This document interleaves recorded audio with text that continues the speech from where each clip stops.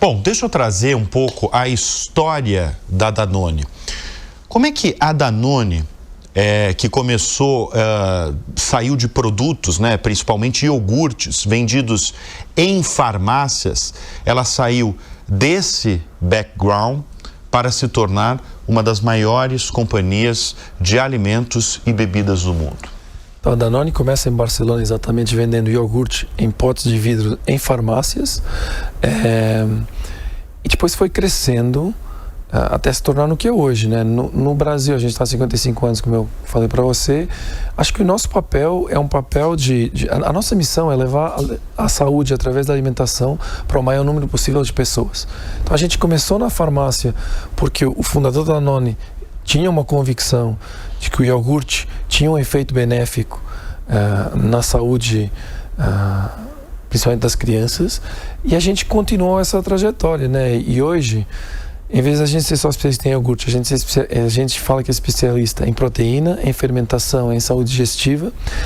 E no lado da nutrição especializada, em vez de acompanhar só os primeiros anos de vida, o bebê, hoje a gente acompanha todos os ciclos da vida, né? E lá atrás você me perguntou os carro-chefes, as marcas, eu falei as laticínias, mas a gente tem Aptamil, tem Aptanutri, tem Nutridrink, tem Nutrição, tem marcas que acompanham, que são vendidas em farmácia, que estão no hospital. Então, tem a saúde e a ciência estão no centro de tudo que a Danone faz.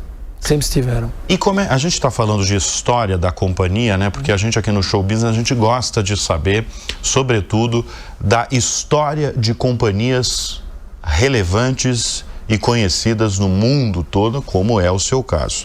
Como é o caso da companhia que você lidera aqui no país. Agora, como é que foi a chegada no Brasil? A chegada no Brasil eu diria que foi um caso de êxito para nós a nível global, porque a gente democratiza o acesso ao iogurte, depois a gente cria a categoria do Petit Suisse com o Danoninho, a gente criou o Activia, o segmento do Activia, ultimamente o IoPro. Então tem sido um mercado que historicamente exporta muitas ideias para o global, tanto a nível de criação de produto, criação de comunicação. A criatividade no Brasil, o Brasil é um dos países de ponta em criatividade, e ultimamente criação de modelos diferentes de relação com o consumidor. Você falou que teve um bom ano. Agora, como é que a economia brasileira, com juros, sobretudo aí a 15% ao ano, tem impactado nos negócios da companhia? Olha, enquanto a economia crescer um nível razoável, o produto interno bruto principalmente crescer razoavelmente, a inflação continuar descendo, e como a gente falou, tiver uma certa situação de quase pleno emprego, a gente funciona bem, para nós funciona bem, para o consumo funciona bem, né? Porque tem o cenário macro, a gente acaba não sofrendo tanto com as taxas de juros, e os nossos consumidores, eles têm uma renda disponível razoável. Agora, se você me perguntar se médio e longo prazo, uma Selic duplo dígito é um tema sustentável, acho que não. Acho que vai ter que descer à medida que a inflação for controlada.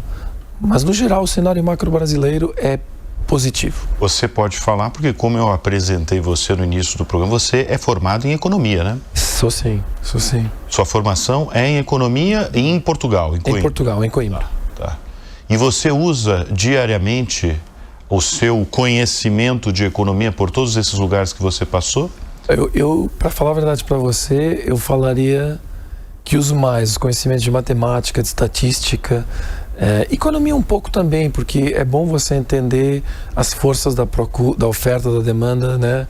Ajuda bastante, mas eu diria mais, o lado da matemática e da estatística ajudam mais, depois a experiência, do que propriamente a economia. Eu faço essa pergunta porque, evidentemente, você não começou a sua vida profissional e muito ao longo da sua trajetória como CEO.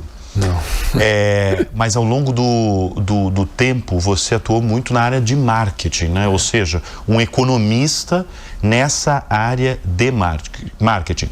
Como é que você caiu na área de marketing? Como é que você caiu? Você já está rindo, deve ter alguma história boa. Por engano. Por engano? Por acaso. Não por engano, por acaso. Eu fui fazer Eu fui acompanhar um amigo que queria fazer provas na Procter & Gamble em Portugal.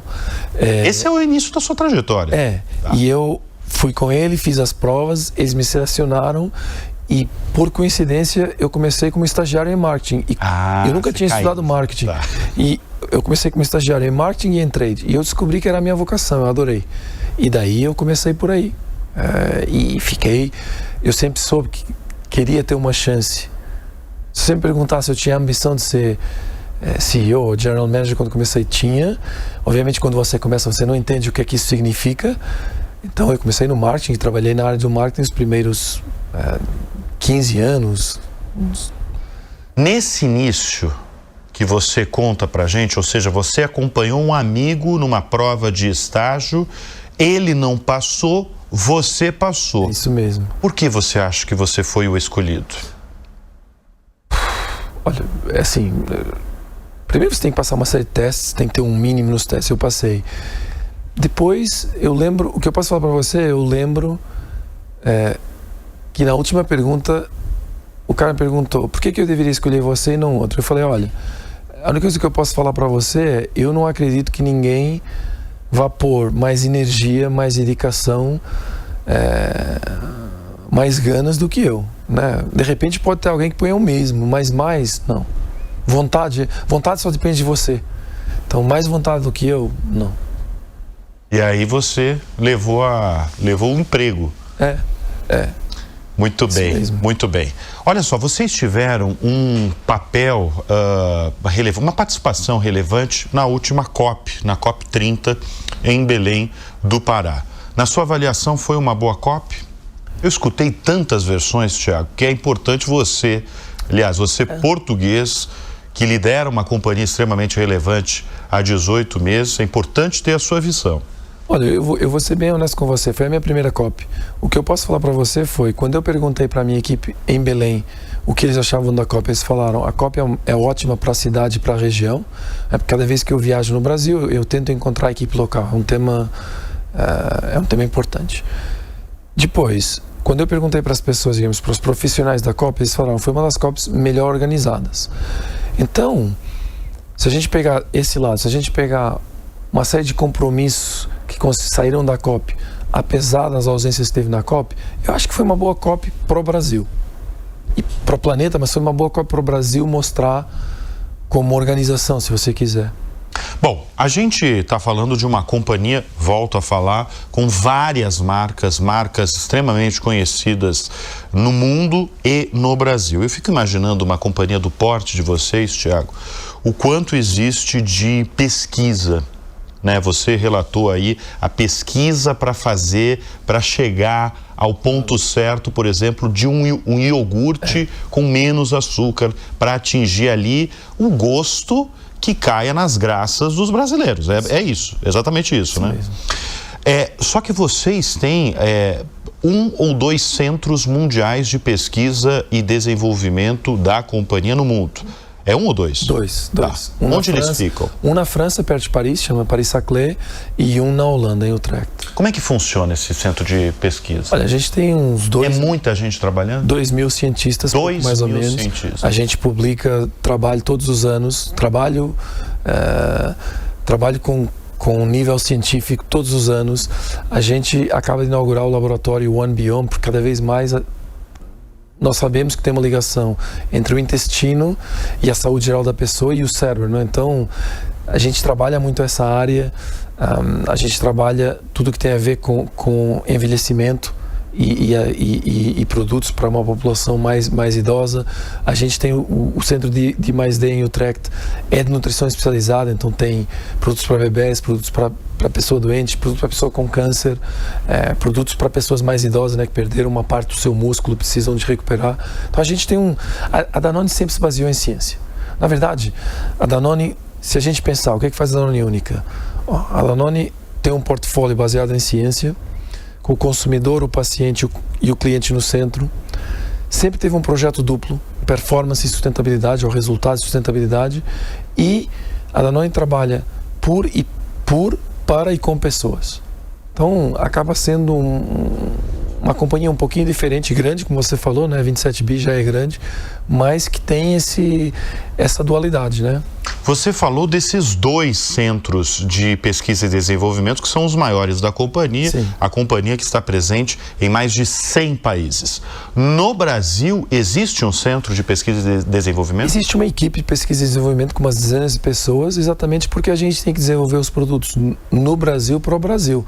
Para o gosto brasileiro, para a regulação brasileira, para o varejo brasileiro, para a logística brasileira, né? Não é a mesma coisa a logística que você vai ter num país na Europa ou a logística que você vai ter, que eu tinha no Cazaquistão, ou que eu tenho hoje para mandar produtos da fábrica de Poços para o norte ou para o nordeste, né? Então a gente tem que se adaptar. Então tem umas dezenas de pessoas trabalhando aqui e eu posso falar para você que a diretora de P&D do Brasil anterior foi promovida e hoje é diretora da Ibéria. Então a gente exporta muito talento. Você exporta. Muita gente do Brasil Sim. vai para outros lugares. Sim. Como é o seu caso, né? São quantos anos de companhia? 18. 18 anos. 17, 18, vai, tá por aí. E você está 18 meses no Brasil, volto a repetir, a primeira entrevista na televisão do Thiago, tá saindo muito bem, viu? Obrigado. Você é bom comunicador, Você veio do Cazaquistão. Isso mesmo. Em primeiro lugar, como é que é viver no Cazaquistão? Primeiro, é super legal. Eu não conhecia o Cazaquistão antes de ir para lá, não sabia sequer onde estava no mapa.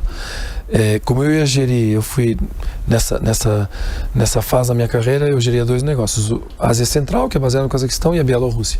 Como a minha esposa é ucraniana e a Bielorrússia fica perto da Europa, e tudo isso foi antes dos últimos desenvolvimentos geopolíticos, eu perguntei se eu podia viver na Bielorrússia. Eles falaram, não, tem que ir para a Ásia Central. Então eu fui. O Cazaquistão é um país do tamanho da Austrália, com a população mais ou menos como a Austrália, muçulmano, asiático e ex-comunista. Então, e outra coisa, tem uma cidade com 2 milhões de habitantes, uma cidade com 1 milhão de habitantes, 2 com meio milhão e o resto nômada. Sempre foi um país nômada, então as pessoas espalhadas, né? Quando eu cheguei, eu encontrei um país tolerante, aberto, com uma paisagem lindíssima, né? Eu vivia na montanha, mas você tem montanha, tem deserto, tem estepa, tem tudo.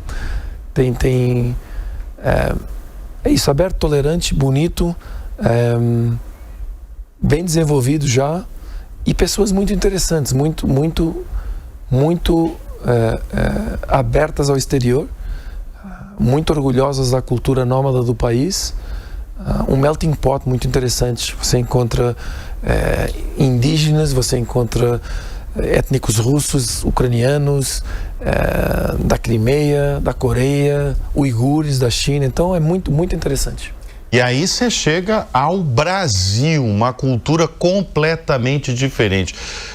Eu lembrei agora que faz edições passadas, eu acho que faz mais de um ano, eu entrevistei aqui na cadeira do Show Business o Miguel Setas, que é presidente da Motiva, né, a ex-CCR, ele é português, está há mais tempo no Brasil e está apaixonado pelo Brasil. Inclusive ele lançou um livro, trouxe aqui no programa o livro. Você está apaixonado pelo país? Olha, quando as pessoas me perguntavam qual é o seu sonho de carreira, o meu sonho sempre foi ser presidente da Danone no Brasil. É mesmo? É. Por quê? Porque eu adoro o país, então eu visito o Brasil há 25 anos. Acho que é um país, quando você olha no Brasil de 2000 para o Brasil de hoje, é um país que se desenvolveu de uma forma muito acelerada, né? País continental, com todo tipo de paisagem fantástica, com uma população super interessante também, né? Pessoas muito abertas a quem vem de fora. É muito fácil, muito receptivas, com culturas muito diferentes. Dentro do Brasil, né, influências muito diferentes, portugueses, italianos, alemães, tudo que é indígena. Então, tem uma mistura aqui super interessante e acima de tudo, eu me sinto bem, sempre me senti bem, sempre me senti bem-vindo quando vinha no Brasil.